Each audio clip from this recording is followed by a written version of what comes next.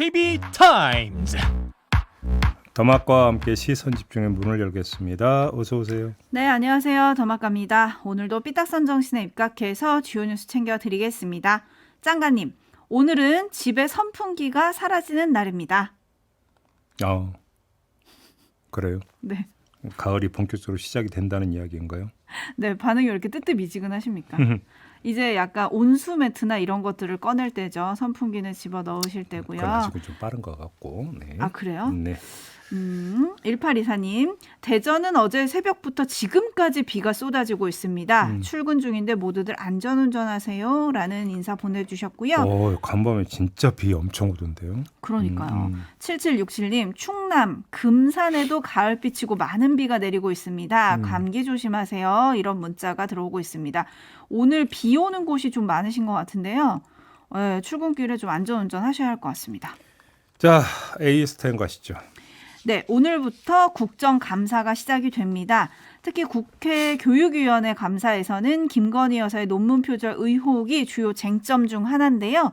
증인으로 채택된 주요 인사들이 해외 출장을 이유로 불출석 의사를 밝혀서 논란입니다.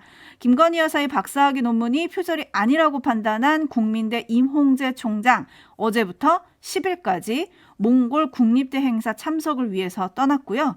9월 초부터 해외 체류 중인 국민대 김지용 이사장은 국감이 끝날 때까지 미국 출장 일정을 잡았습니다. 김건희 여사가 석사 학위를 받은 숙명여대의 장윤금 총장은 2일부터 23일까지 유럽 3개국과 미국 3곳의 도시를 방문하는 일정을 국회에 제출을 했는데 공교롭게도 국회에서 증인 채택이 의결된 지난달 23일 출장 기한이 만들어졌다고 합니다. 더불어민주당은 국감 출석을 피하기 위한 도피성 해외 출장 아니냐 비판하고 나섰는데요. 제입이 어떻게 봐야 될까요? 뭐 보고 말 게 뭐 있어요. 빤한 거죠, 그거. 일하러 가셨다잖아요. 예. 아니 뭐 국감 열릴 때마다 항상 나타나는 현상 아닙니까? 뭐 재벌 회장님들도 이러시고. 네. 그렇죠. 이거 분석하고 말 것도 없잖아요. 문제는 이분들이 이제 이렇게 안 나오면 어떻게 나오라고 하느냐 이거잖아요. 뾰족한 수가 없는 거 아니에요? 이러면 내실 있는 국감이 안 되지 않겠습니까? 그러니까 뭐 동행 명령을 뭐 검토한다 이런 이야기도 있긴 있던데 아니 동행도 물 건너가 있으면 동행이 됩니까? 그러니까요. 이미 버스 지나간 다음인데 그렇지 않습니까? 그러니까요.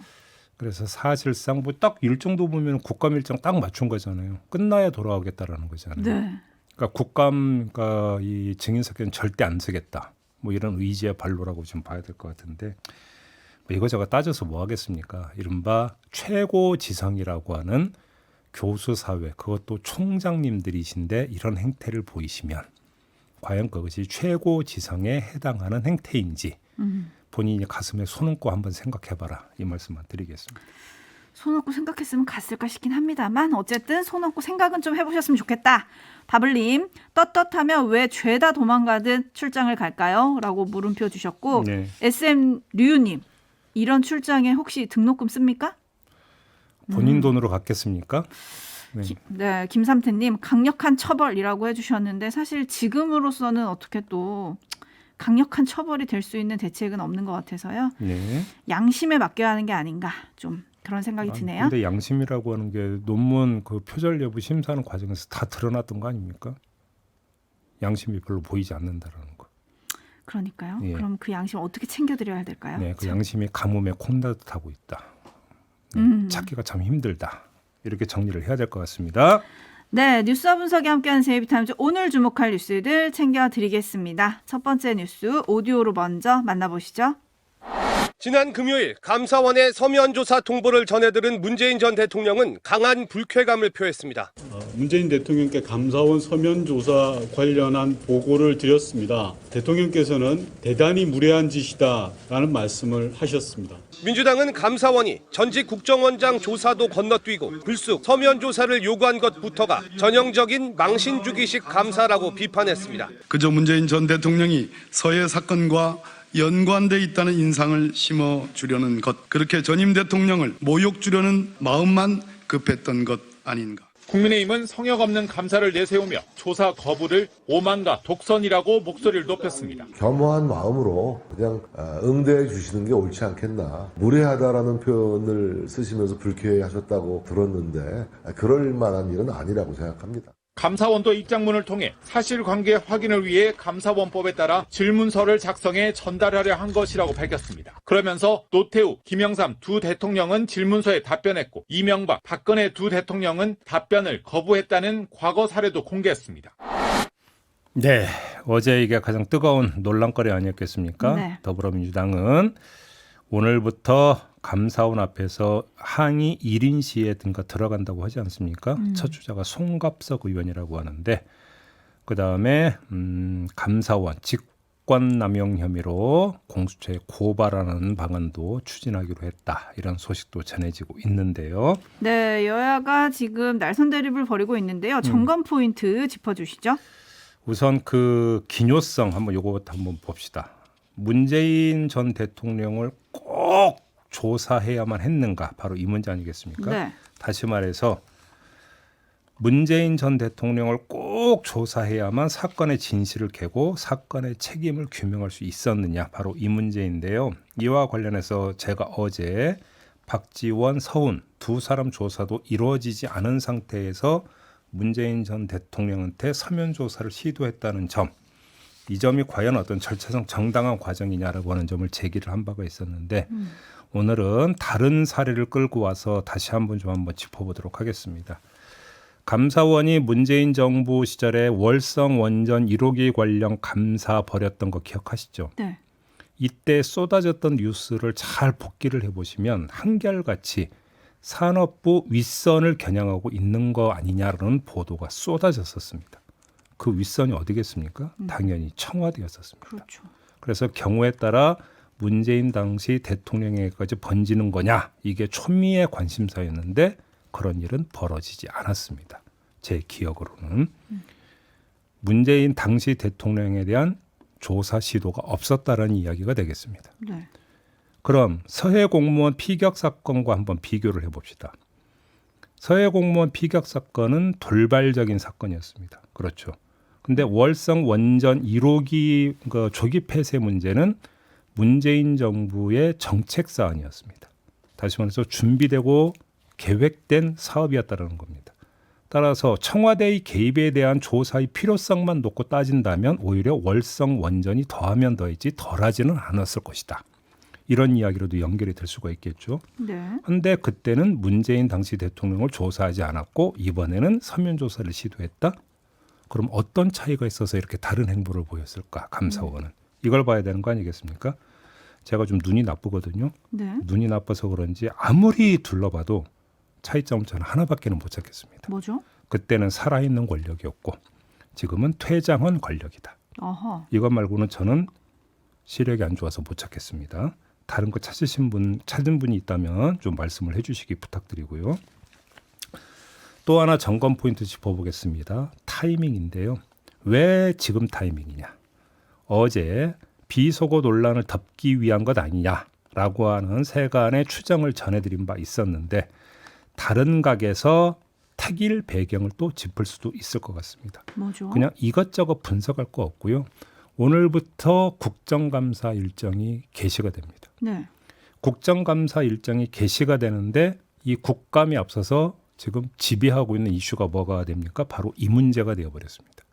이게 갖고 있는 함의가 꽤 큰 것 같은데 이번 국정감사는 양면이 다 있습니다. 문재인 정부의 임기가 종료된 후에 치러지는 첫 번째 국감이라는 성격을 갖고 있습니다. 아울러 윤석열 정부가 출범한 후에 처음으로 열리는 국정감사라고 하는 성격도 갖고 있습니다.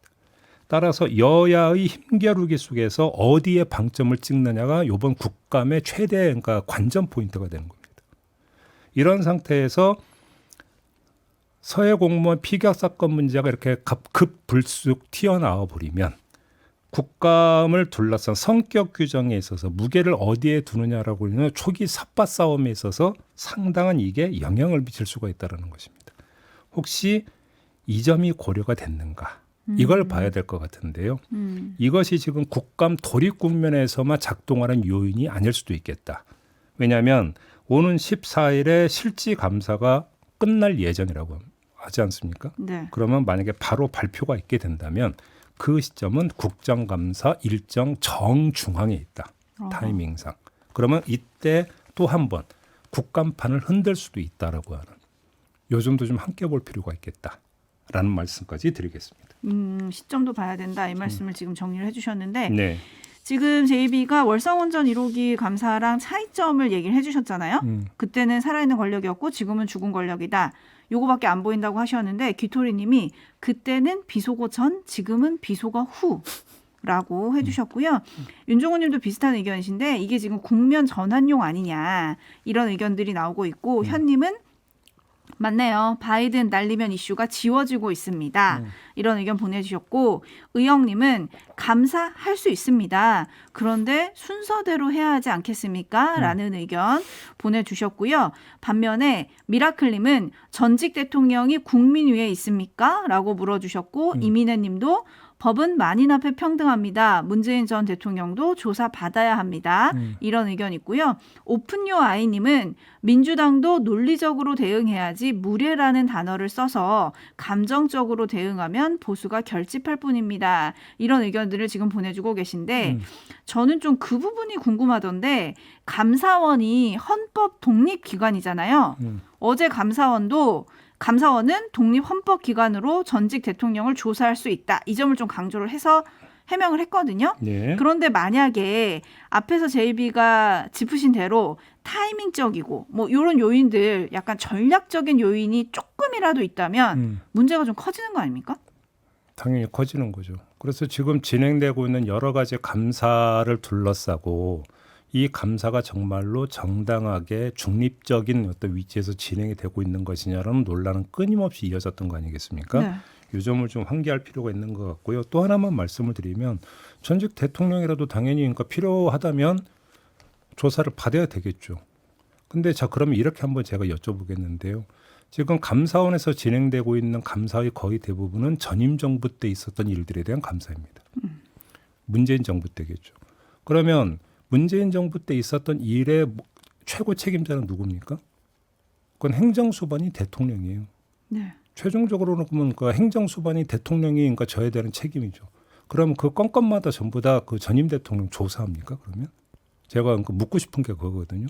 그러면 서해 공무원 피격 사건에 대해서만 콕 집어서 그러니까 전임 대통령에 대한 서면 조사를 시도했던 데에는 거기에 맞는 나름의 이유가 있어야 되고 그 나름의 이유라고 하는 것이 전직 대통령을 조사하자면 안 되는 특별한 사유가 이전 조사, 지금까지 이루어졌던 조사 내용에서 토대를 둬야 되는데 그게 있느냐라고 하는 점을 제기를 하는 거죠. 제가 어제 말씀드리면서 박지원 서훈 어떤 그 국정원장에 대한 조사도 안 되는 상태 아니냐라고 제기했던 게 바로 그런 이유거든요. 네. 그래서 드리는 말씀입니다. 네, 이덕현님, 감사원은 대통령을 보좌하는 기관입니다라는 감사원장의 충격적인 인식이 좀 생각이 납니다라고 해주셨는데 지금 이게 여야 인식도 굉장히 다르거든요. 그래서 저희가 잠시 후 2부와 3부에 걸쳐서 여야의 반응 차례로 들어볼 네. 예정입니다. 계속 시선 집중해 주시고요. JB타임즈 다음 주목할 뉴스는 어떤 겁니까? 어제 고위당정 협의회가 있었는데요. 이 자리에서 김대기 비서실장이 공개적으로 모두 발언을 한 게 있는데 잠깐 들어보시죠. 특히 좀 아쉬운 게 대통령 순방 성과를 두고 필요 이상의 논란이 벌어지고 있습니다. 그 언론사가 또 가짜 뉴스로 한미 간 동맹 관계를 훼손하는 일도 있었고 대통령의 외교 성과가 상당한데도 불구하고 국회에서는 외교장관 해임을 건의하는 그런 일도 있었습니다. 앞으로 대통령실은 정쟁을 떠나서 오로지 경제와 민생에 전념하겠다는 말씀 드립니다. 내일부터 시작되는 국정감사에서 야당의 공세가 또 그 어느 때보다 심할 것으로 생각이 됩니다. 그 합리적인 비판과 대안에 대해서는 열린 자세로 소통하지만 외교장관 해임 건의 같이 근거 없는 정략적인 공세에 대해서는 내각과 여권도 모두 단호하게 대응해 주길 바랍니다. 네, 어떻게 평가해야 될까요? 뭐 논란이 거센 건 맞죠. 근데 문제는 논란이 불거진 이유, 그 원인 제공자가 누구냐 이거부터 따져봐야 되는 거 아닙니까? 네. 그게 MBC와 야당이라는 김대기 비서실장의 인식엔 개인적으로 동의하기가 어렵다라는 말씀을 먼저 드리겠고요. 그럼에도 불구하고 이번에는 100번이 아니라 1000번쯤 양보해서 그 다음 얘기를 한번 짚어보도록 하겠습니다. 김대기 비서실장은 대통령실은 경제와 민생에 전념할 테니 내각과 여권은 정략적 공세에 단호하게 대응해달라 이렇게 했어요. 네. 과연 이게 경제와 민생에 전념하는 태도이고 경제와 민생을 살릴 수 있는 실용적인 접근법일까? 이거에 대해서 한번 점검을 해봤으면 하는데요. 대통령실의 경제와 민생 전념은 하고 싶다고 되는 게 아니다. 이 말씀부터 드리겠습니다. 무슨 말이냐? 상당 부분이 국회의 입법이 필요한 사항들 아니겠습니까? 그렇죠. 예산안도 국회 의결이 필요한 거 아니겠습니까? 따라서 야당의 협조는 필수입니다. 경제와 민생에 전념하기 위해서는. 그러면 대통령실이 경제와 민생에 전념할 요량이라면 가장 먼저 해야 하는 게 뭐겠습니까? 야당과의 관계를 개선하는 것이고 그리고 그만큼 그 절실함이 간절하다면 잘못한 게 설령 없더라도 먼저 숙이고 양보해야 하는 이런 대승적인 모습을 대통령실이 보여야 되는 거 아닙니까? 네. 그런데 김대기 비서실장은 이 둘을 별도의 트랙에 올려놓고 역할 분담을 이야기했어요. 자, 이런 태도로 일관하니까 뭐 이재명 민주당 대표가 제안한 여야 영수회담은 그렇다 치고 여야 대표회담도 지금 안 되는 거 아니겠습니까? 그리고 이런 게 열려야 경제와 민생을 위한 통큰 거래도 이루어질 텐데 이런 거 지금 안 되고 있는 거잖아요. 이 점을 먼저 말씀을 드리겠고요. 대통령실이 그리고 대통령이 해야 하는 건 경제와 민생에 전념하겠다라는 말이 아니라 그런 립 서비스가 아니라 실제로 행동에 들어가는 것이다. 이 말씀을 다시 드리겠고 우리가 흔히 전국 주도권이라는 말을 많이 쓰는데요. 이것 말고 주도권이 하나 더 있다는 걸 좀 유념했으면 좋겠다. 그게 뭐냐? 애간장 주도권인데요. 무너져가는 국민 살림살이에 애간장을 녹이다 못해서 설령 불리하고 설령 억울하더라도 그걸 무릅쓰고 야당의 손을 내밀어서 협조를 구하는 그 간절하고 대승적인 모습. 이걸 지금 보여야 되는 게 대통령실의 모습 아니냐. 어제 저희가 여론 흐름도 짚어보지 않았습니까? 네. 여론 흐름 짚는 과정에서 나왔던 분석이 뭐였습니까? 비속어 논란 이런 거 말고 좀 경제와 민생에 좀 집중해달라고 하는 국민 여론이 여기에 스며 있다라고 하는 분석이 있었습니다. 그렇죠. 그러면 민생 관련어들이 많이 부각이 됐다고 했죠. 경제와 민생에 전념하는 대통령과 대통령실의 모습은 어디서부터 시작이 될 것인가? 대결적 자세로 과연 그게 되겠느냐? 저는 이걸 말씀을 드리고 있는 겁니다. 네, 오히려 대통령실은 사사건건 발목 잡는 야당 때문에 안 된다고 하시겠지만 촌철님들의 반응은 물프레님 민생 예산은 계속 삭감하면서 무슨 말씀하시나요? 박랑보더님 사정정국 먼저 만들어 놓으신 건 누구실까요? 강명우님 정쟁을 오히려 부추기는 말인 것 같습니다. 라는 좀 비판적인 의견이 많다라는 점을 전해드리겠습니다. 뉴스와 분석이 함께하는 제이비타임스 다음 주목할 뉴스는 어떤 건가요? 어제 고위당정협의회에서 의견을 모은 게 하나 더 있다고 합니다. 조만간 정부조직법 개정안을 발의한다. 이런 내용이라고 하는데요.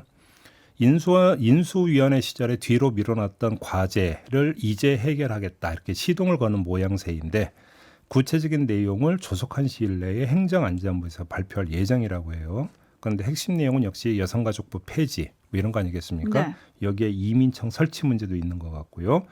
이상민 행안부 장관은 일전에 이것 외에도 재외동포청과 관광청 설치, 보건복지부를 보건부와 복지부로 분리하는 방안, 국가보훈처를 국가보훈부로 승격시키는 방안 뭐 이런 것들을 검토 중이라고 밝힌 바가 있었습니다. 네, 역풍이다님이 결국은 여성가족부 폐지인가요? 라고 물어주셨는데 네. 방송통신위원회 개편도 테이블에 올랐다는 소식도 있습니다. 그런데 이 모든 정부조직 개편은 국회를 거쳐야 하는 거잖아요. 그게 문제죠. 그래서 제가 조금 전에 했던 얘기를 이어갈 수밖에 없는데요. 야당과 끈질기게 얘기하고 설득해도 모자란 사안인데 김대기 비서실장은 대치 전선을 강조하고 있는 형국 아니겠습니까? 이런 상태에서 어찌 보면 더 민감한 정부조직법 개편안이 야당이 협조 속에 통과될 거라고 기대를 한다면 그게 좀 오히려 이상한 거 아니겠습니까? 여기다가 한번 봅시다. 여가부 폐지 문제만 뽑아서 한번 얘기를 해볼까요? 자, 얼마 전에 방한했던 해리스 부통령이 윤석열 정부의 성평등 정책에 대해서 공개적으로 발언한 사실 전해드린 바가 있죠. 네. 그만큼 국제사회의 시선이 집중되어 있는 사안이다. 그리고 이걸 바라보는 국제사회의 눈초리가 그렇게 곱지만은 않다. 이 점이 지금 확인되는 부분이 있고요. 국내적으로 볼까요? 신당역 스토킹 살인 사건 등으로 여가부의 기능에 대한 관심이 다시 높아지고 있는 상황 아니겠습니까? 이런 상황에서 여가부 폐지를 밀어붙인다? 과연 이게 정부조직법 개편에 좋은 환경으로 작동하고 있느냐 정반대냐 그건 뭐 더 이상 물어볼 필요도 없는 거잖아요. 그런데 추진하겠다고 지금 고위당정협의회에서 의견을 모았다는 거 아니겠습니까? 네. 어떻게 추진하죠? 의석도 안 되는데. 그러면 이거는 배포가 크다고 얘기해야 되는 겁니까? 아니면 배짱이 세다고 얘기해야 되는 겁니까? 구체적인 실행 계획이 뭔지 저는 그게 궁금합니다. 네. 근데 한덕수 총리뿐만 아니라 정진석 국민의힘 비대위원장도 어제 모두 국정 동력 확보를 얘기를 하던데 일단은 우리 갈 길 간다. 뭐 이런 거 아닐까요? 일단은 우리 갈 길 가고 그러다 보면 다시 어떤 뭐요 그 여야 대립구도가 형성이 되고 지지층 결속이 나타나지 않겠느냐라고 하는 뭐 이런 아주 단순한 어떤 계산법 같은데 설령 그런 일이 벌어진다 하더라도 국회 의석수가 바뀌지는 않은 거 아닙니까? 네. 총선이 있기 전까지는 안 바뀌거든요. 네, 그래서 드리는 말씀입니다. 네. 마무리하죠. 담화가 수고하셨습니다. 고맙습니다.